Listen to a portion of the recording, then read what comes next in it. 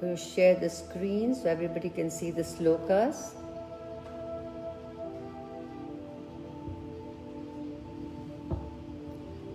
So now we are on chapter 7. We've already finished chapter 6, which is so good that chapter 6 is finished.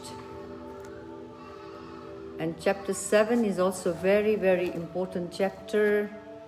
It is on the divine knowledge, Gyan and Vigyan. Now, what is Gyan and what is Vigyan? Gyan means the divine knowledge of the Supreme. And Vigyan, what is Vigyan? So, Gyan is the knowledge of the impersonal form, and the Vigyan is the knowledge of the personal form. So, Gyan to know the essence of Paramatma, and Vigyan to know the Leela, because Lord has got so many Leelas, and when you meditate on those Leelas, that is Vigyan. This is one of the very key chapters of the Bhagavad Gita when it talks about the knowledge. Now, Lord Krishna is the Supreme Truth, the Supreme Cause and sustaining force of everything. Both material and spiritual advanced souls surrender unto Him in devotion, whereas impious souls divert away from Him. In chapter 7, verse 1, Lord says, now hear, O Pritha, Arjun, how by practicing yoga in full consciousness of me, with mind attached to me, you can come in me free from doubt. Now the key word here is free from doubt. You see, we are always doubtful about so many things in life. Is this correct? Is this... Even when we go to the temple or the church or the mosque, we are always doubtful. You know, we always have those doubts that am I doing it the right thing or wrong? So how do you judge? How do you judge this? 3 things, right? It says sadhu, through the divine soul, sadhu, and then shastra. Shastra is the Vedas, your spiritual books.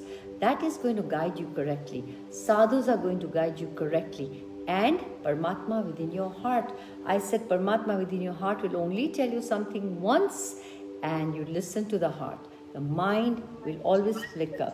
So that is in a nutshell what we had already done. He says, I shall now declare unto you full this knowledge, both phenomenal and nominal, by knowing which there shall be no further things to be known.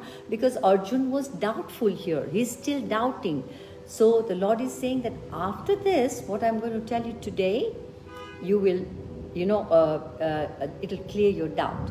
Out of many thousands among men, one may endeavor for perfection. Out of those who have achieved perfection, hardly one knows me in truth. So he says here, there are millions and millions and millions and millions and millions of people in this world, correct? Out of that, there's thousands of them who will try to learn about God, who wants to know about God, but they don't know where and when, and they're whimsical. And then out of that, hundreds will try to even know Him better. And then out of that, 10 will know Him even more. And then there'll be very few, just handful, who will know Him perfectly in truth. And the way you can know Him is through yoga. Yoga is linking. All the systems of yoga are here. So linking with the Supreme Divine. He says, earth, water, fire, air, ether, intelligence, false ego, Atma and Paramatma. All these 8 comprise of my separated material energies. So you see, He also has His material energies. Our body is made out of earth, water, fire, air, ether, mind, intelligence, false ego, Atma, Paramatma. As I always said, Namaste means bringing together the 10 elements what our body is made of. The minute a body dies, these 5 elements stay here, and these other 5 elements climb up to the subtle body. It stays in the subtle body, and the subtle body goes up or down or according to your karma. It takes you. But he says here that these elements are also from me. Even the intelligence comes from him. So all these things are coming from him. Here I've got a nice picture of the earth, the water, the fire, air, ether, all these things. See how they are comprising, right? So all these things are from the Lord. Besides this inferior nature of mine, O mighty armed Arjun, there is a superior energy of mind, which are all living entities who are struggling with the material nature and are sustaining the universe. We all are struggling, aren't we? Everybody. Even an ant is struggling for food. Even an ant is going from here and there, looking for food, looking for this. An elephant is struggling for 1 ton of food and for just a grain of food. So we are struggling. And what happens? We are struggling because of this material energy. But this is a prison house. We want to get out of this prison house. How? How do we get out of this prison house? By connecting. Yoga means to connect to the Supreme, right? Or to connect mind, intelligence, right? Mind, body and intelligence. You have to connect it. Once you are connected, as every time I tell you, I give you a nice example, until and unless this wire is not connected to the phone, the battery is going to go off and it's not going to work. So just the way this has to be connected, it's a material thing, physically, we also have to be connected of all that is material and of all that is spiritual. So we have 2 worlds. We have the material world, which is all this, what is going on. And then above that is the spiritual world. What is the difference? Difference is that the material world, there is birth, there is old age, disease and death. It is under this four miseries of life. And the spiritual world, there is no birth, no death, no disease, no old age. Imagine. If you don't, otherwise everything is the same. Life is just so beautiful. After you die, you get a beautiful, beautiful body, million times better than this body, and you transmigrate from one abode to the other, right? So out of all this is material and that is spiritual in this world, know for certain that I am both its origin and dissolution. God is the origin of everything. He is also the dissolution. So when something is gone, it's God's wish, right? So it says not even a leaf moves without his consent. So why do we lament so much? So much we lament out of, this miserable life. Sometimes we call every little thing and we're lamenting. Every little thing and we're lamenting. We should not be lamenting and accept everything what God has given you in every way. He says, O conqueror of death, there is no truth superior to me. Everything rests upon me as pearls are strung in a thread. So you see, all the pearls are strung in a thread. Just the way the pearls are strung in a thread, everything is resting in him. The thread doesn't break. The thread breaks, then the whole universe is finished. O son of Kunti, I am the taste in the water. So we're drinking the water, we don't even know. So, he says, see me everywhere. See me in the water which you're drinking. If you can't see me in the temples, churches, mosques, doesn't matter. You don't have to keep on desperately going to the church, mosque. You have, of course, it's excellent to go if you can reach there. But then, remember him in every way. If you're drinking a glass of water, remember him. That he says here in the Bhagavad Gita, he is the taste in water.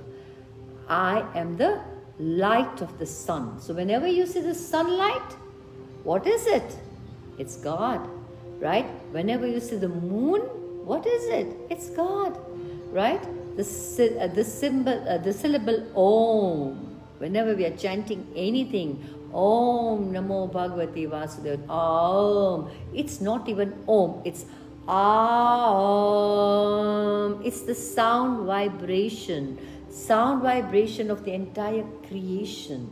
You know, you talk about the Big Bang. The Big Bang is what? It is that beautiful sound vibration of Om, which at the end today we'll do a 5-minute meditation on Om as well. So do not be, and he says that I am the Om in the Vedic mantras, I am the sound in ether and the ability in man. We get so puffed up that I have done this, I have done this. When we are able to do something, we are always puffed up. But don't be puffed up because it's not you doing it. It is God inside you doing it. He says, I am the ability in man. Whatever abilities you have is not yours. It is Him doing your good work through you, right? So do not be puffed up whether you're whatever you do. So here I have a nice picture of the sun, the water, so this is actually a very beautiful, this thing. I'm the sound in the ether, I'm the taste in the water. So all that which is there is the Supreme Lord. So do not lament over little things. I am the original fragrance of the earth, and I am the heat in the fire. I am the life of all that lives, and I am the penances of the ascetics. Who are the ascetics? Ascetics are the people who are doing meditation and all that. He is the penance. He is the fragrance. So when you're smelling a rose, think of Him. You didn't create the rose. You didn't create the fragrance. He did, right? You see the fire. Every day you're lighting the fire to cook your food. What is in that fire? It seems to try and see Him everywhere. Last time I gave you a good example. So again, this is a very, very nice, picture. You can see that He is in the ascetic, He's there. In the fire, He's there. And the fragrance of the flowers, and the unborn child, everywhere He is there. So try and understand Him in every way. O son of Partha, know that I am the original seed of all existence, the intelligence of the intelligent, and the prowess of all powerful men. Now He is the seed in the existence. I want to tell you, do not be puffed up. He is the seed in the existence. There's a very nice story. There was a cobbler. It's called the cobbler and the Brahmin. So one day, Narad Muni is a very, very close devotee of Lord Narayan, right? So, and he never stays in one place. He's always loitering here to there. So one day, he came to earth and he was going through a village, and there was a priest, and he was saying, he was just chanting, Hari Om, Hari Om, Hari Om, Hari Om. He is chanting with Hari Om, Hari Om, Hari Om, Hari Om, Hari Om. Oh, and then there was a cobbler passing by. Says, go away, others, I'll have to bath again. Even if your shadow falls on me, I'll have to bath again. You know, I bath 6 times a day, and I do this and I do that, and I do this many japas and mantras, and so he was so much puffed up in his own whimsical this thing. And this cobbler said, oh, sorry, and he just went away. And Narad Muni saw this, and then Narad Muni went to the sage, and he said that, hello sage, how are you? Rishi Muni. And he says, I'm fine, but see, that cobbler came near me, and now I don't have time. I'm going to bath again, okay? After bathing, I'll see you. But listen. I know I'm going to go back home, back to Godhead. I know this is my last life, but if you're really Narad Muni, then when you go up, ask the Lord, how soon will I go there? He says, okay, fine. And then he passed to the cobbler, and the cobbler was nicely, everybody was throwing their shoes there, and he was saying, Govinda Bolo Hari Gopala Bolo, and then he was chanting God's name and repairing all the shoes, Govinda Bolo Hari Gopala Bolo, and he was in his ecstasy mood. Of course, he was very dirty with ragged clothes and all that.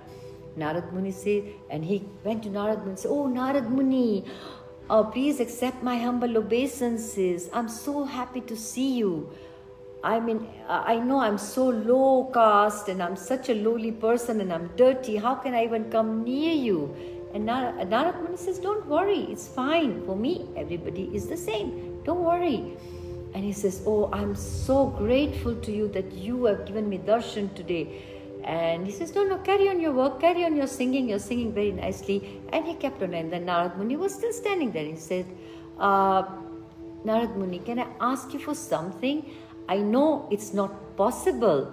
I know after life, I don't know how many lives I have to spend here. But maybe one day after many, many lives, I might get a chance to go and see Lord Vishnu. I might get a chance to go, to the Supreme Abode.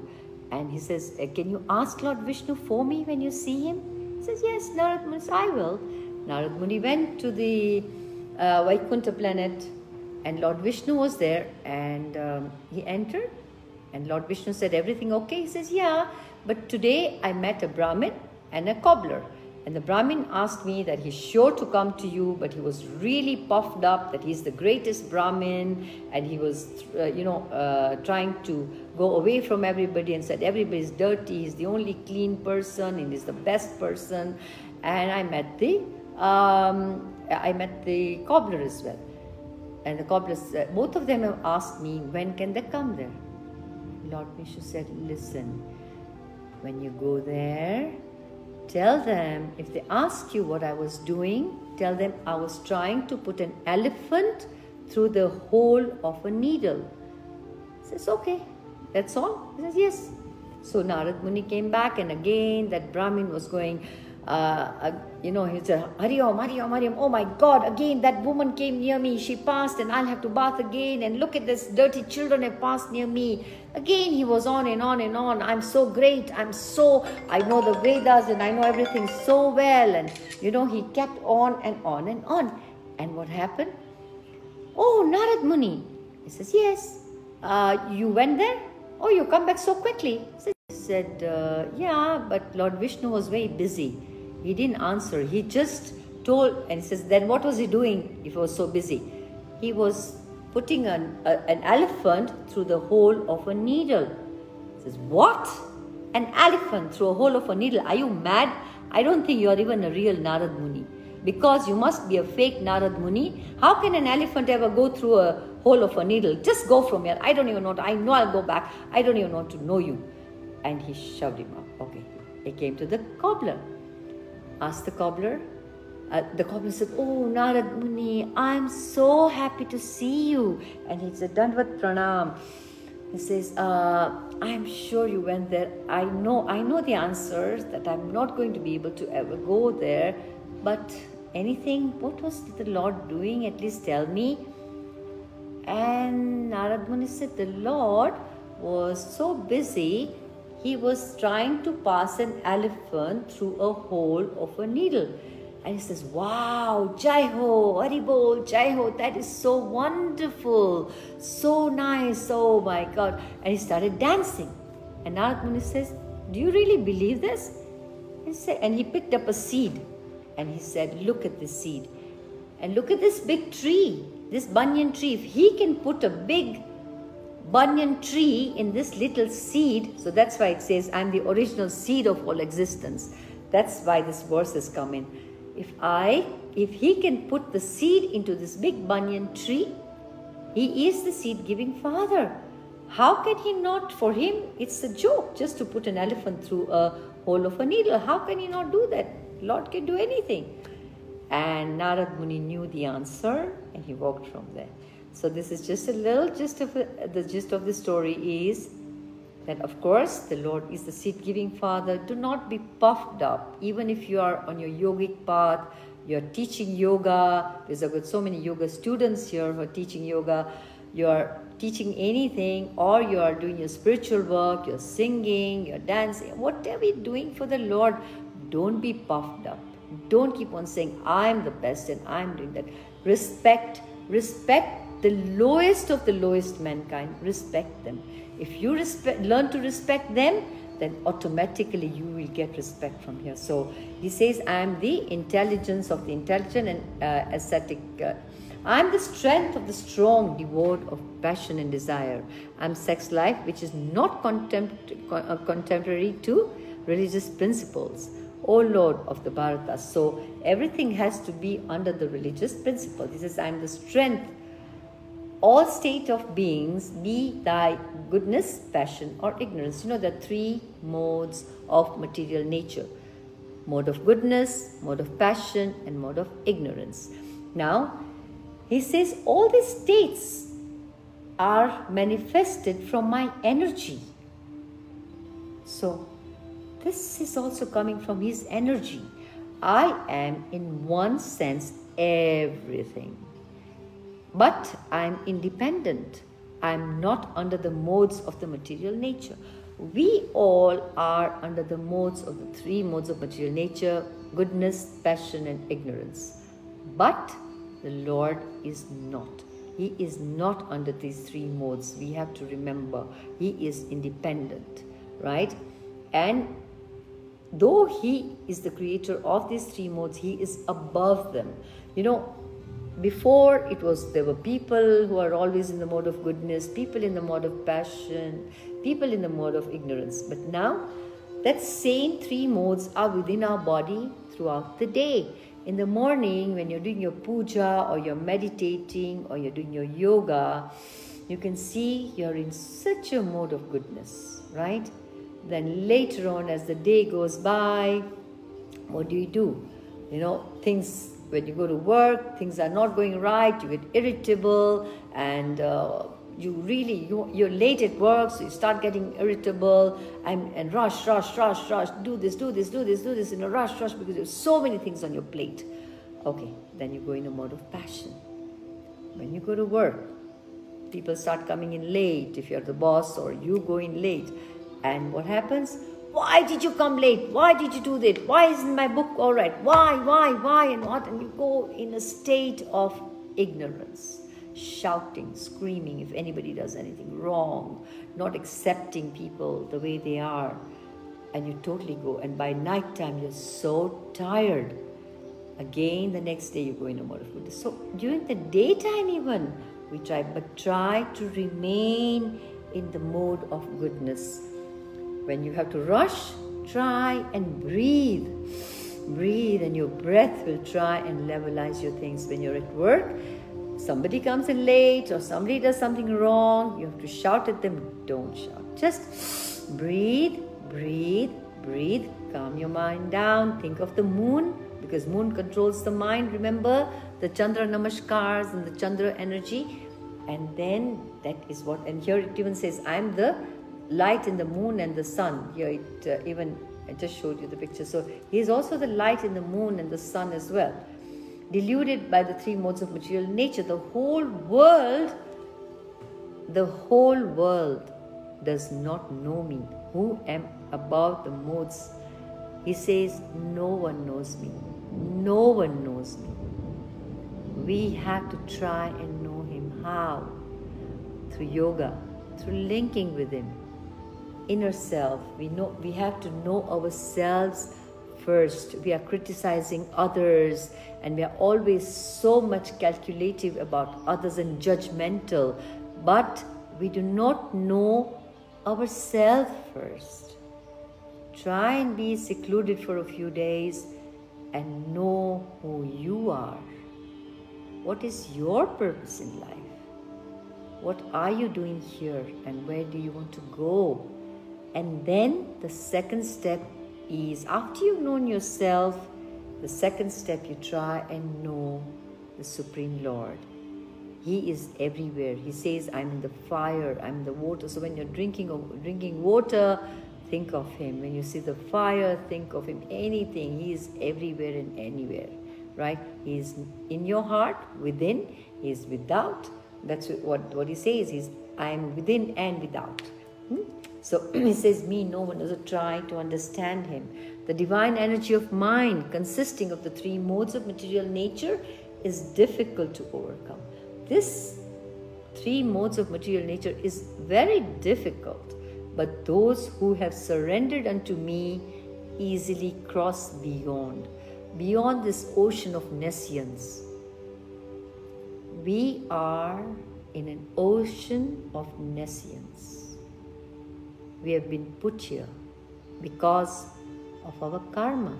We have to cross over it. How do we cross over it? The only way is to surrender.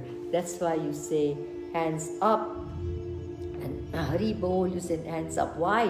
Whenever somebody points a gun at you, what do? Hands up, right? So you surrender to God. Once you surrender to God, He says, go one step forward and I'll come 10 steps forward. You have to surrender either within you, inside you, connect with your breath, externally try and see Him. Here He says in the water, fire, sky, air, ether, everywhere. Try and see Him, but that's the difficult part. That's why we have the deities made out of these 5 elements. All the deities which we worship, that's the reason in Hinduism deities are worshipped, because they are made out of these 5 elements. Earth, water, fire, air, ether. And then of course they do pran pratishtha and they put the Atma in it. So that's the reason you worship. Otherwise you can see Him everywhere. You don't have to even have deities if you can reach that level.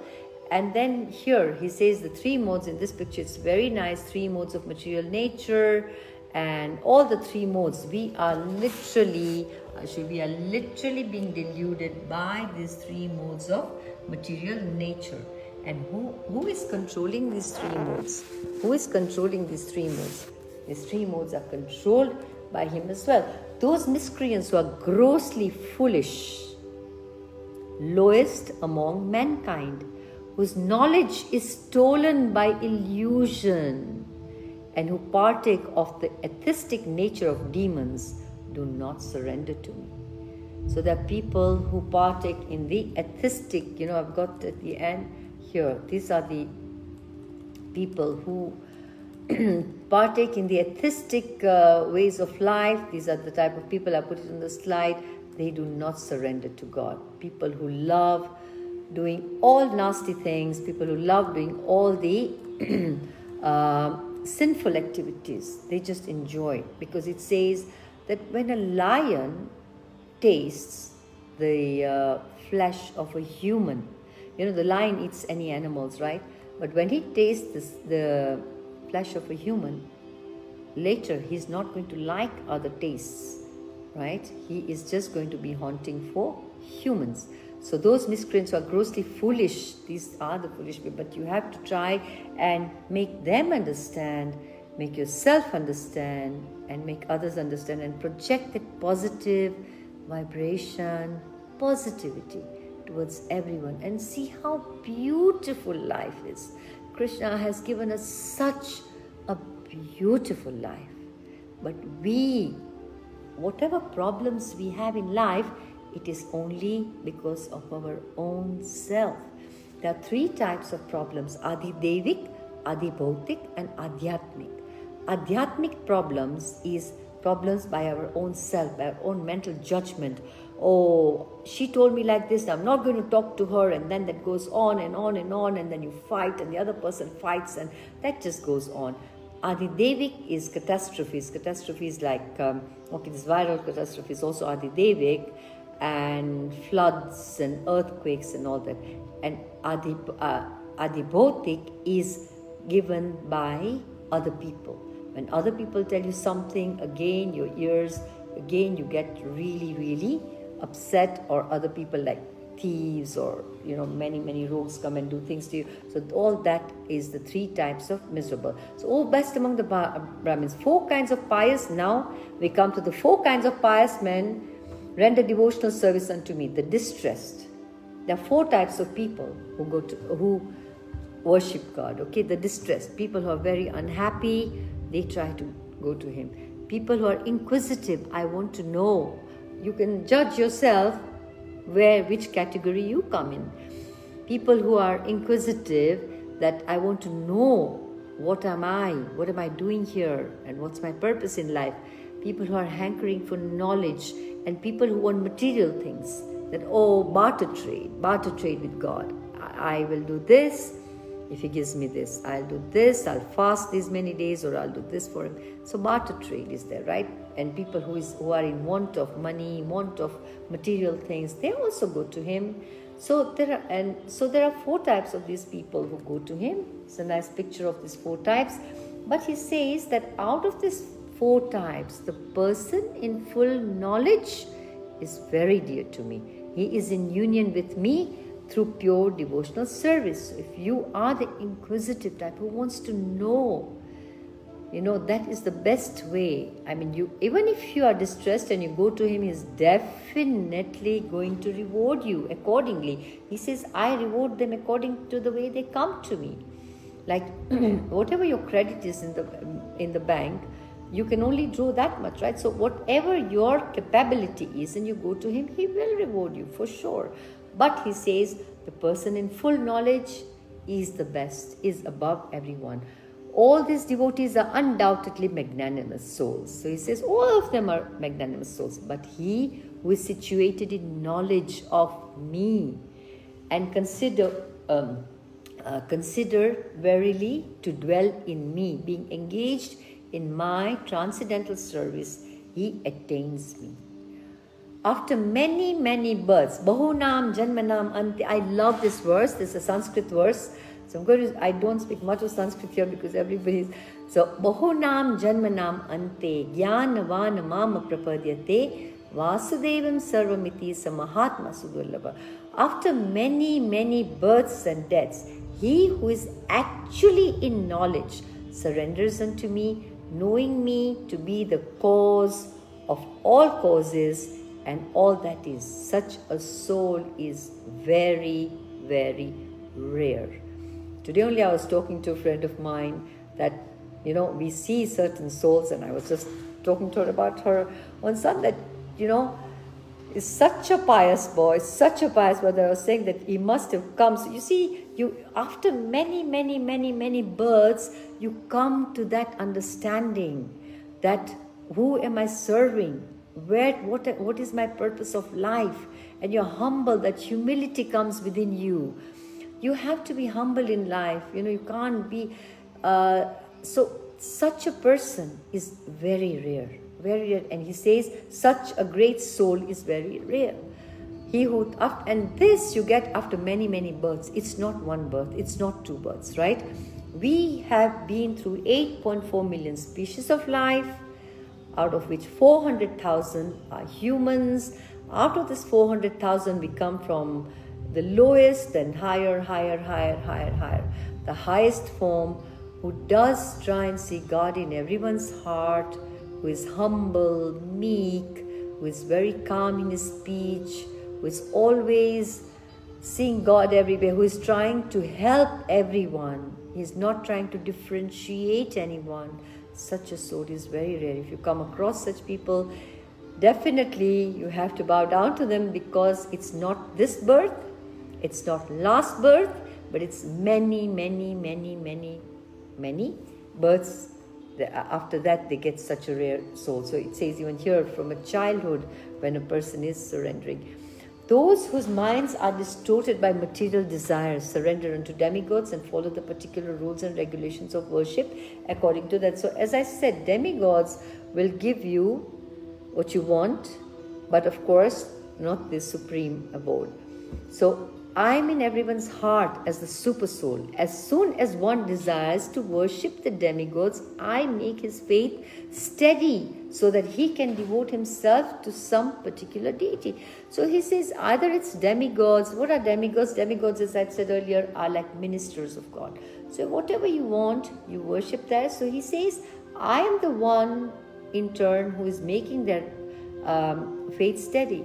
So even according to religious principles, if you are worshipping Allah, you're worshipping Krishna, you're worshipping Jesus, you're worshipping Buddha, whichever way you are, he says, doesn't matter. That's why Bhagavad Gita is so universal that it teaches you oneness. It teaches you not to fight in religion, because here he says that as soon as one desires to worship any faith, I make his faith steady so that he can devote himself to that particular deity. So whichever way you're going, God will make you, but make sure you're going correctly. Because these days there are so many pseudo-gurus, so many pseudo-religious things which come out, which lead you astray. This tantric and this and that. So don't be misled. Try to see, as I said, sadhu and guru. These are the two main aspects in your heart. What your heart says, what sadhu says, and is it bona fide according to your according to your scriptures. And that is what you follow. And that is very, very important.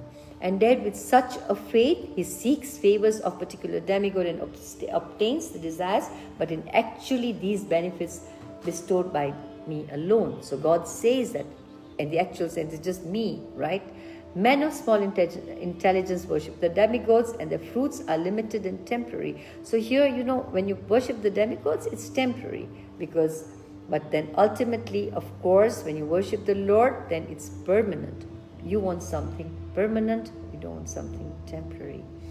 Unintelligent men who know me not think that I have assumed this form and personality. Due to their small knowledge, they do not know my higher nature, which is changeless and supreme. He doesn't just have one form, he has millions of forms. He's changeless, right? And supreme. Understand who God is. In this chapter, it's such a beautiful chapter, such a beautiful chapter. It makes us realize who God is, because the first step, and realize who we are. I am never manifest to the foolish and unintelligent. For them, I am covered by my eternal creativity, Yog Maya, and so deluded world knows me not, who am unborn and infallible. God is unborn, He is never born. So He says, because of unintelligent people who think that, who just are atheistic, who think this world is just created by a big bang and we're going to be destroyed in a big bang and there's nothing about this this life, that's it, but no, there's much more. Life begins after this life, right?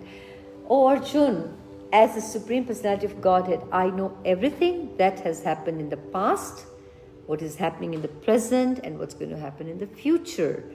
But I also know all living entities, but me no one knows. Krishna is saying here, I know what's happened in the past, I know the future, but me, no one knows. So try to be that particular person, to know Him. O Conqueror, for all living entities are born into delusion, overcome by the dualities of desire and hate. Why can't we know Him? Why? Because of our desires. We want more and more and more material things, and hatred. If we hate even one living entity, we can never ever go on the path of God. Do not hate anyone. Do not hate anyone in life, because you have not created that person. It's all God's will. So don't hate. If somebody does something wrong to you, fine. It's fine. Learn to say it's fine. No problem. When you just try to learn to say those two words, it's fine, and smile, you'll see that hatred will go away. There will not be any hatred. And how beautiful your life becomes. Persons who have, just two more verses, persons who have acted piously in previous lives and in this life, whose sinful actions are completely eradicated and who are freed from the duality of delusion, engage themselves in my service with determination. So whatever you do, do it with full determination. As I said, even if you're working, do your work with full determination. You're cooking, do your cooking with full determination. Things just for the sake of it. Because if you do things for the sake of it, then it doesn't work. It just doesn't work. Okay. So intelligent persons who are endeavoring liberation from old age, death, take refuge in me. They are actually Brahman because they entirely know everything about transcendental and fruitive activities, right? What is the true fruitive activities? They know that. Those who know me as the Supreme Lord, as the governing principle of the material manifestation, who know me as the one underlying all the demigods and as the one sustaining all sacrifices, can with steadfast mind understand and know me even at the time of death. So the whole your life you've done something, but even at the time of death, you try to know who God is. You take His name. It says later on that whoever says my name, or whoever is thinking of me, whoever is meditating on me, at the time of death, he comes to me. If you're thinking of something else at the time of death, you get that. So later on will come that whatever your thought process is, at the time of death, that's what you get. So that's the end of, these are just some pictures.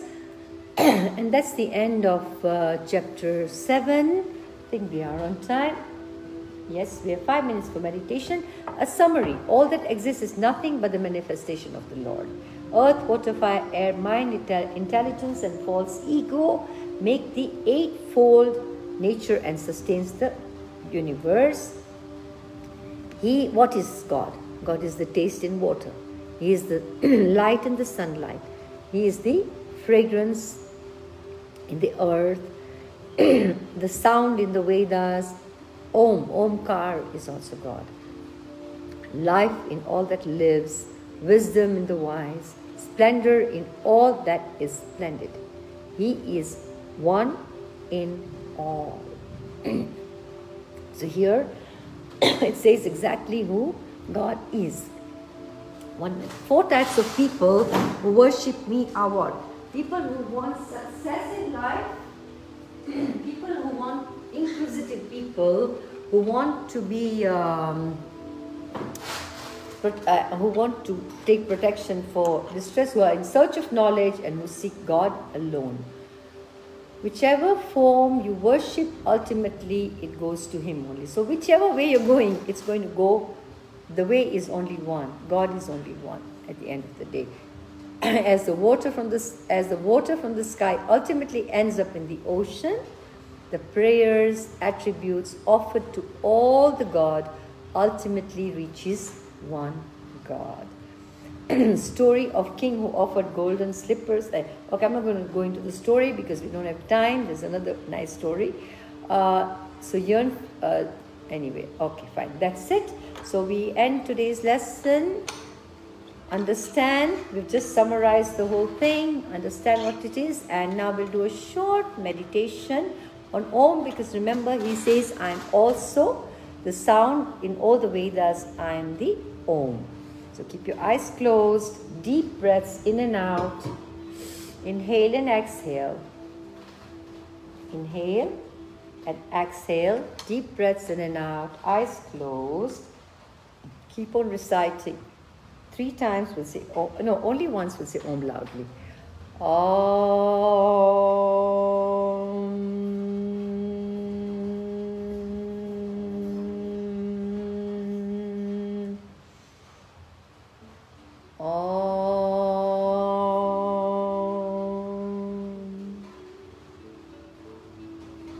Keep on saying Om in your mind.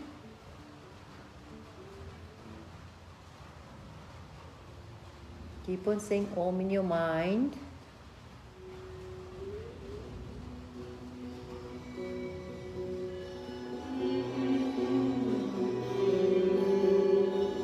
Deep breaths in and out.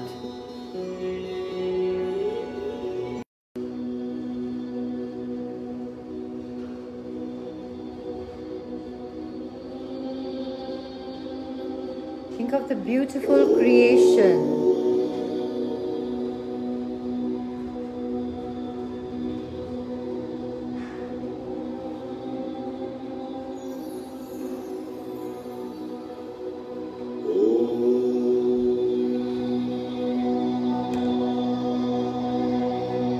Inhale and exhale.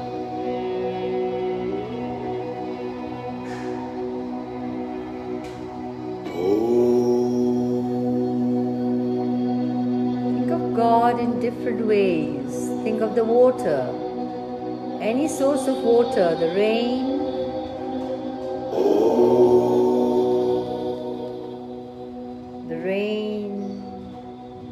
the lake, the ocean. See God in the water. Visualize the sunlight. See God in the sunlight. In this chapter he says, I am the light in the sun. Visualize the beautiful moonlight. Try and see God in the moonlight. As he says in this chapter, I am the light in the moon.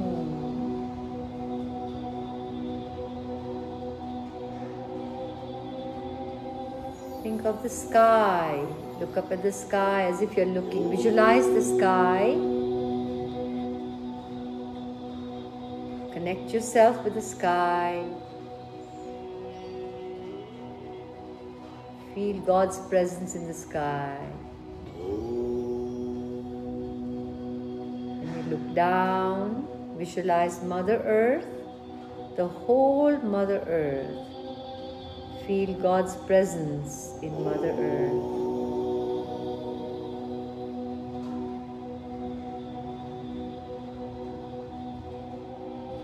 Feel the energy around you. Feel God's presence around you.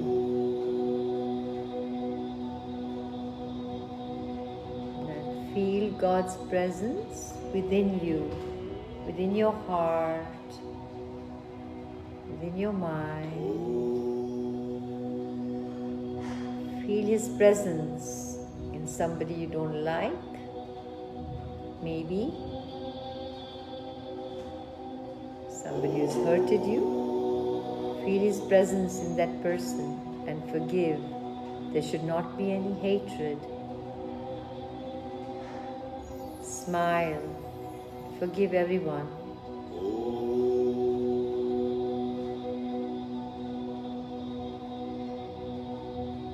Deep breaths in and out.